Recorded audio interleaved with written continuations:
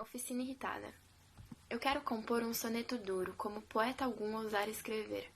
Eu quero pintar um soneto escuro, seco, abafado, difícil de ler. Quero que meu soneto, no futuro, não desperte em ninguém nenhum prazer. E que, no seu maligno ar imaturo, ao mesmo tempo saiba ser, não ser.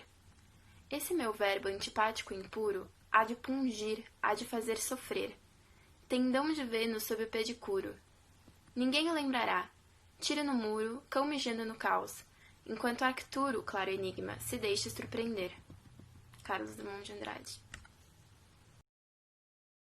Tem duas ideias muito fortes nesse poema. A primeira é o estranhamento e a segunda é o esquecimento.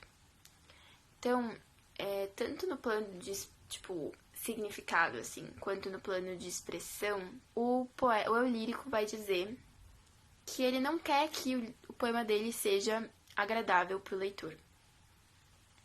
Isso tem a ver com, acho que, duas questões que estão muito ligadas e são meio que uma só, que é a posição do poeta, e principalmente de um poeta como Drummond naquele momento. Drummond, ele vai criticar a visão que se tinha da poesia naquela época, e que ainda tem para muita gente hoje, de que ela é técnica. Quanto mais ela se aproxima de uma forma específica, que é pré-determinada, melhor a qualidade da poesia. Então, por exemplo, quanto mais ela fizer um soneto bem feito, melhor é a poesia. O poema, no caso. E aí, na medida em que... E aí, ao mesmo tempo, também tem a questão de que o Drummond, ele é gauche. Ele não. O eu lírico que o Drummond constrói é uma personagem gauche, que ela é desviada. Ela é desviada tanto porque pode ser, né, que ela seja um poeta. Por exemplo, esse poema aqui, ele é metalinguístico, né? É sobre escrever. E então, simplesmente ser um poeta já está desviado, como você ser um poeta dessa forma também já está desviado, né? Ser um poeta que não vai seguir o conceito bem conhecido, bem aceito do que é do que é poesia, do que é um bom poema. Então ele vai meio que responder com força a isso, responder com força às críticas que ele teve e ao mesmo tempo, a rejeição, né, que ele sofreu. Então ele vai responder com rejeição ao leitor e ao mesmo tempo ele vai simplesmente questionar isso. Então essa é a ideia que tá em todo o estranhamento. Então vamos lá. Ele diz: eu quero escrever um soneto duro, seco, abafado, difícil de ler. Eu quero que meu soneto não produza em ninguém nenhum prazer. Tem um maligno ar imaturo. O próprio nome, oficina irritada. Tô numa oficina escrevendo irritado. Então tudo isso tá dizendo que ele não quer que o poema seja uma coisa, agradável, macia, que faça carinho no leitor, sabe? Não. Como parece de alguma maneira, embora pudessem ser muito tristes, os poemas parnasianos, tem toda essa questão de ser muito agradável de se ler, sabe? Então, ele vai dizer isso. Ao mesmo tempo, ele vai também... Então, ele vai dizer isso, concretamente, eu não quero que esse poema seja legal de ler.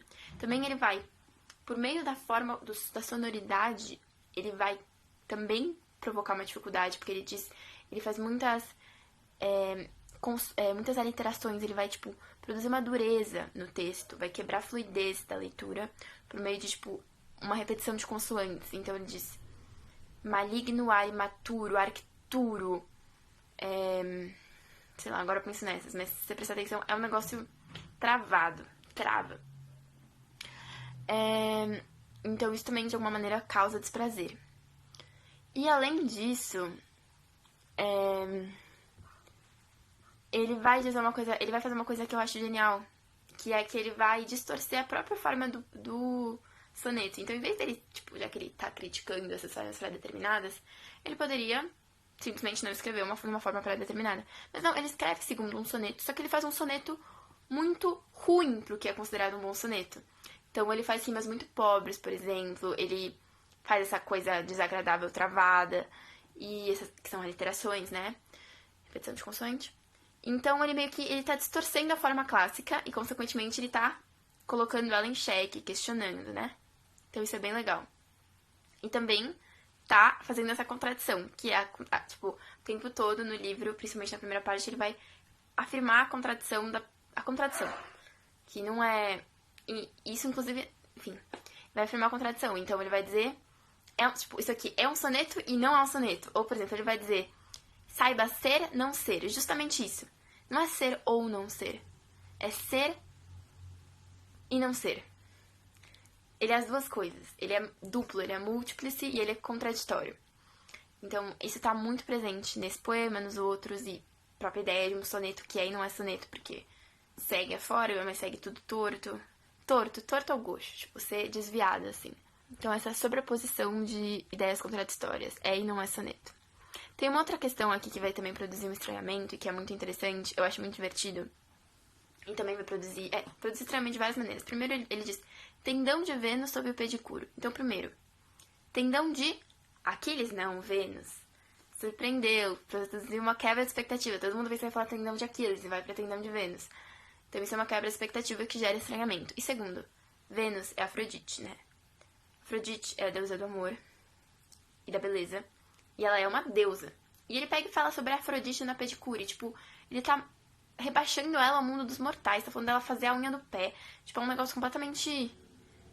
uma quebra de decoro. Quebra de decoro é assim. Decoro é você falar dos temas apropriados nas situações apropriadas. E ele rompe com isso. Isso também é um dos critérios pra poesia parnasiana, assim. Saber falar... Parnasiana é a ideia, a poesia que tava em voga na época.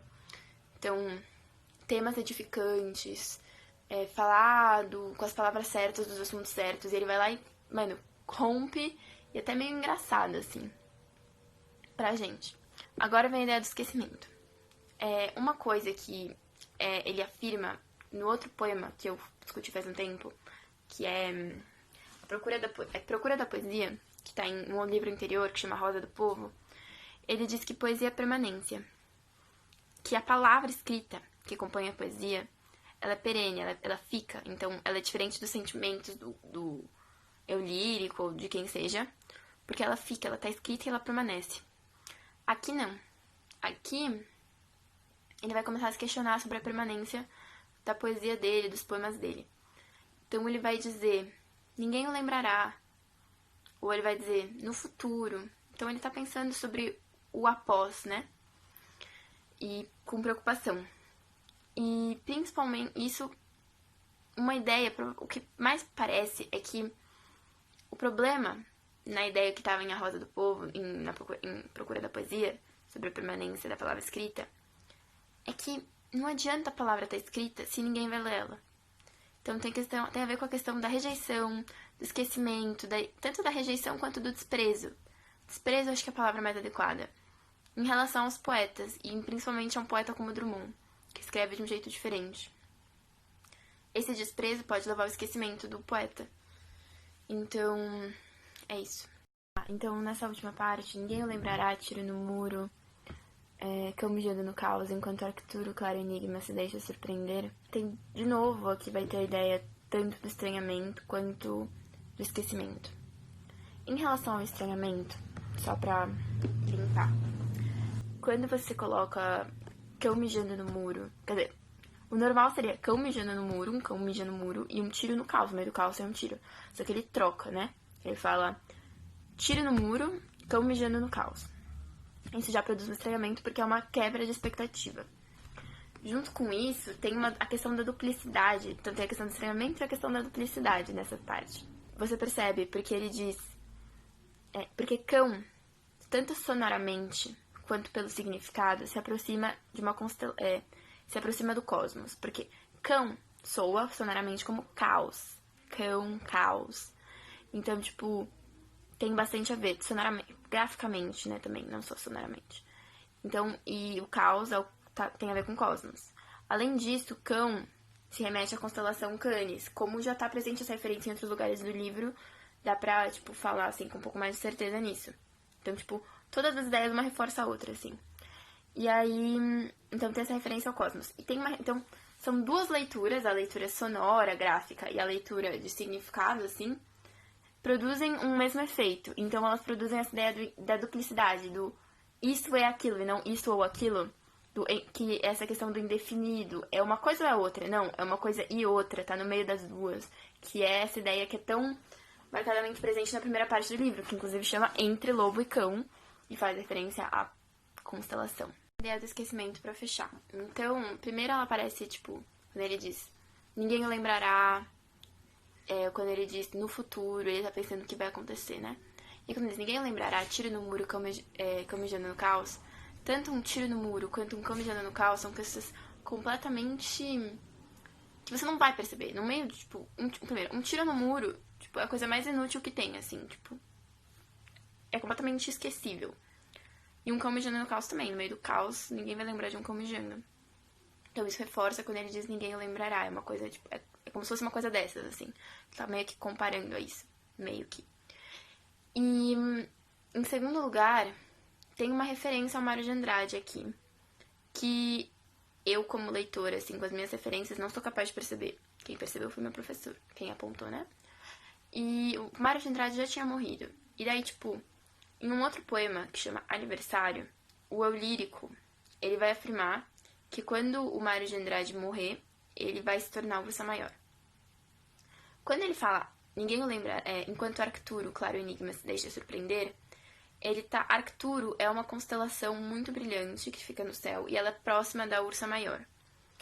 E é quase como se ela fosse, tipo, guardiã da Ursa Maior, nesse sentido. Então, ele tá meio que dizendo, quando ele traz o Claro Enigma e tal, que o autor de Claro Enigma vai ser o guardião do Mário de Andrade. E o Mário de Andrade, ele é conhecido por sempre discutir a permanência e o conhecimento e o reconhecimento das produções culturais brasileiras. Porque ele diz, a única maneira da gente não perder é a gente, tipo, lembrando, a gente lendo as produções brasileiras. Isso tá totalmente a ver com o que o Drummond tá propondo. Ele tá pensando se ele vai ser esquecido. E ele, ao mesmo tempo, tá se propondo a lembrar de um que morreu, pra não ser esquecido. Então, eu acho isso muito legal. E esse vídeo não ficou legal do jeito que eu queria, mas eu quero passar pros próximos poemas, então eu vou... Espero que tenha ficado o mais claro possível.